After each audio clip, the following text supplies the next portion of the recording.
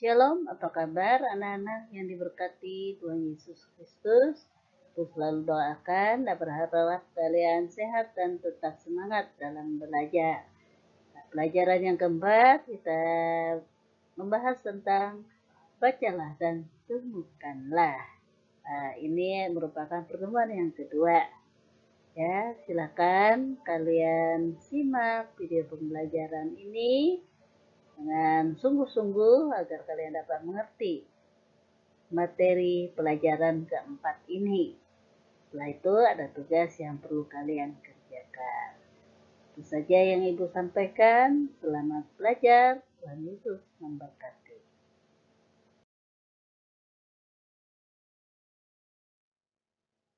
Adapun tujuan pembelajaran yang pertama menyebutkan manfaat membaca Alkitab secara tekun. Kedua, menjelaskan fungsi dan tujuan firman Tuhan yang tertulis dalam Alkitab. Ketiga, merancang kegiatan harian yang mengalokasikan waktu membaca Alkitab. Ya, tugas ini kalian lakukan selama 2 minggu. Kemudian yang keempat, menunjukkan dampak atau pengaruh membaca Alkitab dalam kehidupan sehari-hari di rumah atau di sekolah. Bacaan Alkitab terambil dari Kisah Para Rasul pasal 8 ayat 26 sampai 40 dan 2 Timotius pasal 3 ayat 14 sampai 17.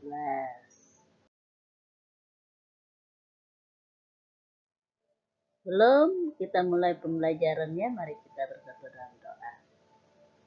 Tuhan Yesus, terima kasih atas pemeliharaanmu, sehingga kami boleh menjalani hari-hari hidup kami dengan penuh rasa syukur. Kami berterima kasih karena masih bisa bersekolah dan belajar, walaupun melalui daring. Saat ini kami akan memulai pelajaran keempat tentang bacalah dan temukanlah.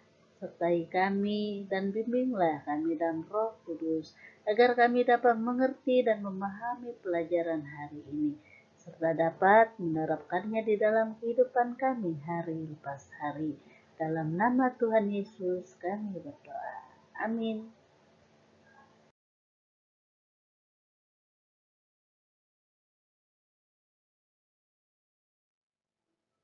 Mari kita awali dengan menyanyikan lagu Baca Kitab Suci. Baca kitab suci, doa tiap hari, doa tiap hari, doa tiap hari. Baca kitab suci, doa tiap hari kalau mau tumbuh.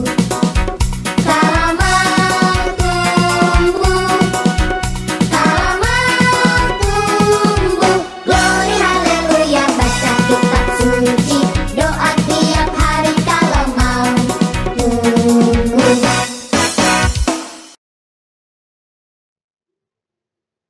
Apa manfaat membaca Alkitab? Berdasarkan cerita pada halaman 2 materi pelajaran 4, ada 2 pertanyaan pretest yang sudah kalian jawab pada pertemuan pertama minggu lalu. Dan inilah jawabannya. Yang pertama, karena kakek ingin mengajarkan bahwa tidak percuma orang yang selalu bertekun dalam membaca Alkitab. Walaupun awalnya ia merasa tidak ada yang berbeda, namun tanpa disadari perubahan dalam dirinya akan terjadi. Hal ini bermakna bahwa perubahan itu memerlukan suatu proses yang berkesinambungan atau terus-menerus. Pertanyaan kedua, jawabannya adalah manfaat dari membaca Alkitab berdasarkan ilustrasi tersebut adalah seseorang yang berubah menjadi pribadi yang berbeda. Contohnya, jika dulu ia adalah pribadi yang malas, sekarang menjadi pribadi yang rajin. Dulu suka marah, kini sabar. Intinya, dari yang gelap atau jahat menjadi terang atau baik. Setiap orang pasti mempunyai hobi atau kegemaran yang berbeda, bukan? Ada pendapat yang mengatakan bahwa anak-anak zaman sekarang lebih cenderung menyukai gadget atau alat elektronik ketimbang membaca. Bagaimana menurutmu?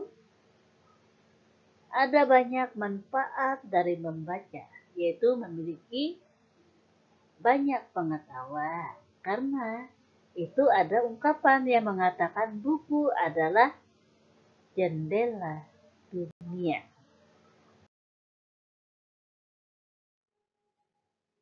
Sekarang coba kalian perhatikan ilustrasi sebuah jendela yang diibaratkan seperti buku. Ketika jendela dibuka, maka kita akan melihat pemandangan di luar rumah yang indah. Sebaliknya, jika jendelanya ditutup, maka kita tidak dapat melihat dan mengetahui apa yang ada di luar. Dengan kata lain, kita dapat mengetahui banyak hal dari buku tanpa harus pergi ke suatu tempat. Contoh sederhananya, kita dapat bercerita atau menceritakan dengan detail, dengan sangat jelas tentang sebuah pohon kurma, karena kita membaca buku tentang tanaman kurma. Sampai sini sudah jelas? Baik, kita lanjutkan. Jika seorang anak sudah malas membaca, maka akan berpengaruh juga pada minatnya untuk membaca kitab suci atau Alkitab, yang disebut juga sebagai buku istimewa. Mengapa Alkitab dikatakan sebagai buku istimewa? Karena Alkitab adalah tulisan yang diilhamkan oleh Allah dan Roh Kuduslah yang menginspirasi para penulis Alkitab. Dengan kata lain, Alkitab adalah firman Allah sendiri. Sekarang buka Alkitabmu dan bacalah 2 Timotius pasal 3 ayat 16. 2 Timotius pasal 3 ayat 16.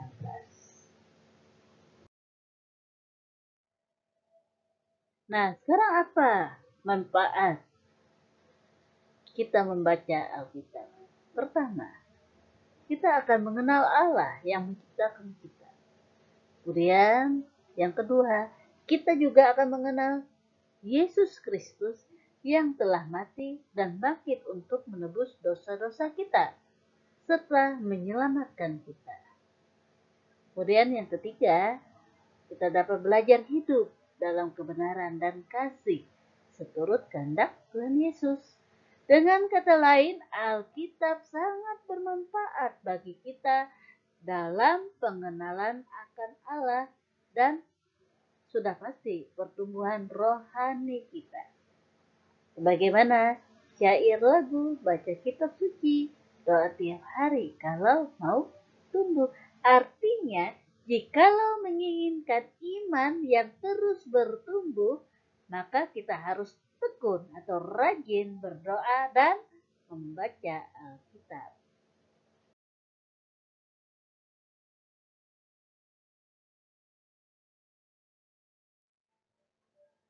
Sekarang, simaklah video berikut. Kemudian berkatalah seorang malaikat Tuhan kepada Filipus. Katanya, "Bangunlah dan berangkatlah ke sebelah selatan, menurut jalan yang turun dari Yerusalem ke Gaza."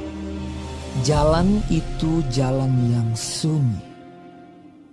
Lalu berangkatlah Filipus. Adalah seorang Etiopia, seorang Sida-Sida, pembesar dan kepala perbendaharaan Sri Kandake, ratu negeri Etiopia yang pergi ke Yerusalem untuk beribadah. Sekarang orang itu sedang dalam perjalanan pulang dan duduk dalam keretanya sambil membaca kitab Nabi Yesaya. Lalu kata Roh kepada Filipus, "Pergilah ke situ dan dekatilah kereta itu." Filipus segera ke situ dan mendengar Sida-Sida itu sedang membaca kitab Nabi Yesaya. Kata Filipus, "Mengertikah Tuhan apa yang Tuhan baca itu?" Jawabnya, bagaimanakah aku dapat mengerti kalau tidak ada yang membimbing aku? lalu ia meminta Filipus naik dan duduk di sampingnya. Nas yang dibacanya itu berbunyi seperti berikut. Seperti seekor domba, ia dibawa ke pembantaian, dan seperti anak domba yang keluh di depan orang yang menggunting bulunya, demikianlah ia tidak membuka mulutnya. Dalam kehinaannya berlangsunglah hukumannya. Siapakah yang akan menceritakan asal-usulnya? Sebab nyawanya diambil dari bumi. Maka kata sida-sida itu kepada Filipus, Aku bertanya kepadamu, tentang siapakah Nabi berkata demikian? Tentang dirinya sendiri atau tentang orang lain? maka mulailah Filipus berbicara dan bertolak dari nas itu ia memberitakan Injil Yesus kepadanya. Mereka melanjutkan perjalanan mereka dan tiba di suatu tempat yang ada air. Lalu kata sida-sida itu, Lihat, di situ ada air. Apakah halangannya jika aku dibaptis? Sahut Filipus. Jika Tuhan percaya dengan segenap hati, boleh. Jawabnya, Aku percaya bahwa Yesus Kristus adalah anak Allah. lalu orang Etiopia itu menyuruh menghentikan kereta itu. Dan keduanya turun ke dalam air, baik Filipus maupun sida-sida itu, dan Filipus membaptis dia. Dan setelah mereka keluar dari air, Roh Tuhan tiba-tiba melarikan Filipus, dan sida-sida itu tidak melihatnya lagi. Ia meneruskan perjalanannya dengan sukacita. Tetapi ternyata Filipus ada di Asdod. Ia berjalan melalui daerah itu dan memberitakan Injil di semua kota sampai ia tiba di Kaisarea.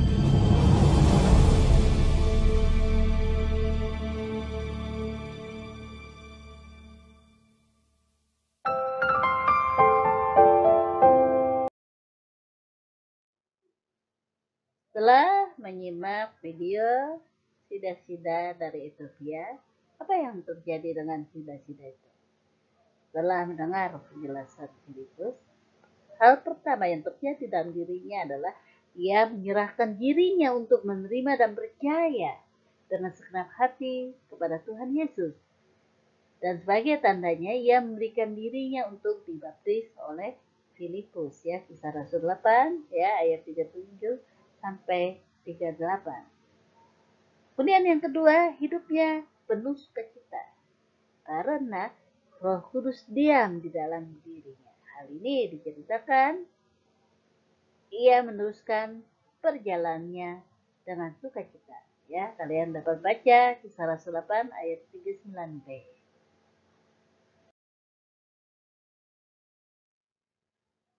Apa teladan sida-sida bagi umat Kristiani yang hidup zaman sekarang? Yang pertama, hati rindu mencari Tuhan. Hal ini ditunjukkan ya bahwa jarak Afrika dan Yerusalem sangat jauh. Namun, sida-sida ini rela datang ke Yerusalem untuk beribadah ke bait suci. Dan yang kedua, tekun membaca firman Tuhan.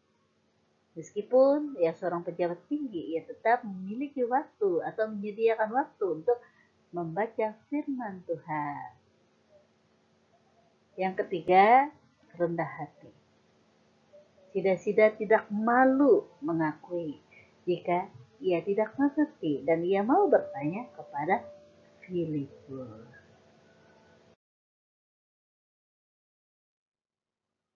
Sekarang kita belajar dari Timotius. Ya, sejak kecil Timotius sudah rajin membaca dan mempelajari kitab suci di bawah bimbingan dan didikan neneknya Lois dan ibunya Eunike. Timotius bertumbuh menjadi pemuda baik dan saleh. Ia hidup benar di hadapan Tuhan dan dipercaya untuk menjadi pemimpin jemaat di kota Listra, tempat ia berada atau tinggal. Kemudian Timotius juga seorang yang berani ketika ia mengajar jemaat tentang ajaran, cara hidup, kesabaran, kasih, dan ketekunan yang dikehendaki oleh Tuhan. Timotius pun berpesan kepada orang-orang yang dibimbingnya. Apa pesannya? Ia berpesan bahwa dengan mengenal kitab suci sejak kecil akan memberikan hikmat dan menuntun seseorang kepada keselamatan di dalam Yesus Kristus. Sebagai Bapak Rohani Timotius, Rasul Paulus menyebutkan manfaat firman Tuhan dalam surat yang dikirimnya kepada Timotius. Ya, lihat kembali 2 Timotius pasal 3 ayat 16. Ada 4 ya manfaat firman Tuhan. Yaitu pertama untuk mengajar, artinya menuntut kita pada kebaikan. Yang kedua, menyatakan kesalahan, artinya menolong mengungkapkan kesalahan-kesalahan yang kita perbuat sehari-hari. Kemudian yang ketiga, memperbaiki kelakuan. Artinya firman Tuhan menunjukkan kepada kita kelakuan dan sikap yang perlu kita perbaiki. Dan yang keempat, untuk didik orang dalam kebenaran. Artinya firman Tuhan mendidik kita berjalan di jalan yang benar dan berpegang pada nilai-nilai kebenaran sesuai kehendak Tuhan. Janji Tuhan memberkati setiap orang yang selalu berusaha menjauhkan diri dari kefasikan dan mencintai firman-Nya. Janji itu tertulis dalam Mazmur pasal 1 ayat 1 sampai 3. Silakan kalian baca.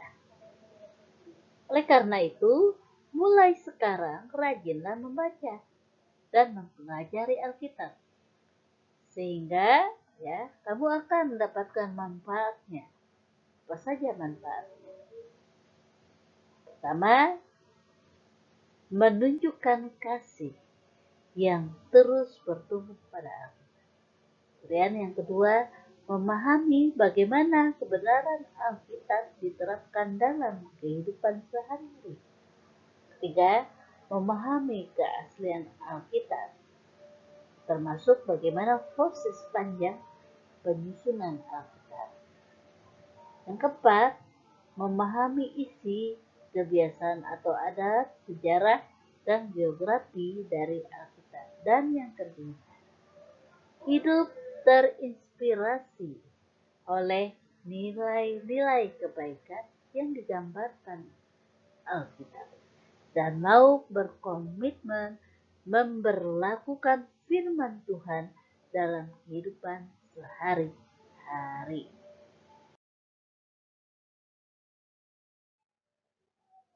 Demikian pembahasan materi pelajaran 4. Bacalah dan temukanlah. Nah, dari materi ini apa yang dapat kita simpulkan?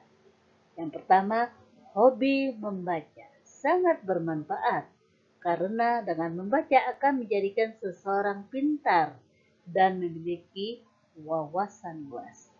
Yang kedua, Alkitab adalah tulisan yang diilhamkan oleh Allah.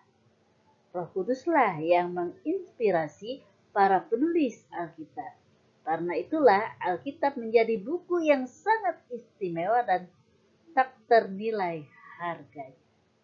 Yang ketiga, jikalau menginginkan iman terus bertumbuh, maka rajin berdoa dan membaca Alkitab adalah kunci utama, sebab iman timbul karena pendengaran oleh firman Kristus. Lanjutkan Roma pasal 10 ayat 17.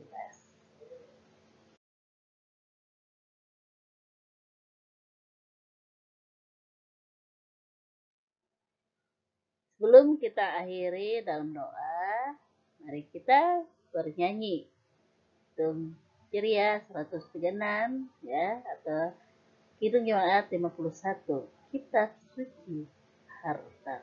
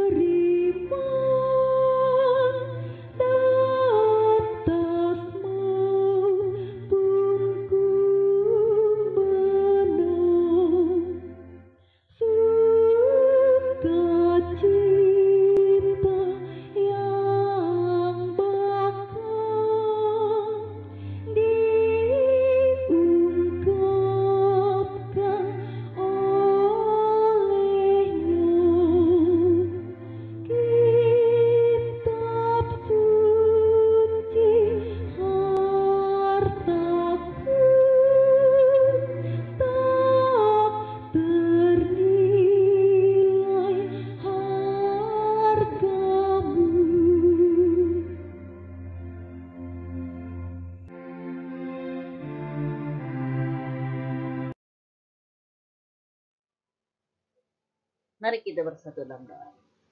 Tuhan Yesus, terima kasih untuk sabda yang telah Engkau berikan kepada kami di dalam Alkitab, sehingga kami dapat mengenal kebaikan-Mu dalam hidup kami.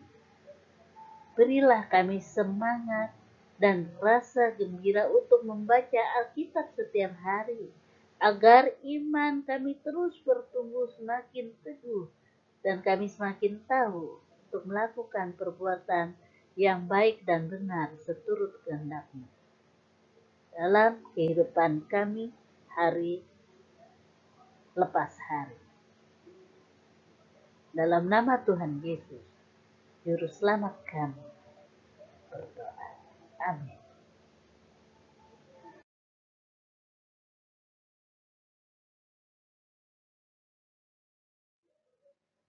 Tugas untuk hari ini ya, merupakan tugas kedua tanggal 23 bulan 9. Ya, kalian kerjakan halaman 6. Ya, bagian D, lembar keterampilan. Carilah satu ayat Alkitab favorit. Kemudian kalian ringkas sesuai kreasimu. Taruhlah di tempat meja belajarmu atau mungkin di depan pintu kamarmu agar kamu selalu mengingatnya. Dan halaman 7 bagian D juga ya, nomor 2.2 itu membuat kartu komitmen untuk membaca Alkitab. Kemudian yang ketiga, halaman 9 bagian A dan B ya, itu ya untuk tugas hari ini. Selamat mengerjakan.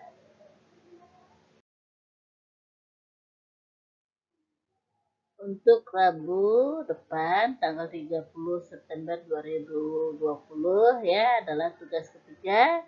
Kalian akan mengerjakan halaman 10 bagian C dan D dan juga mengumpulkan ya tugas jadwal membaca Alkitab selama 2 minggu ya, halaman 8.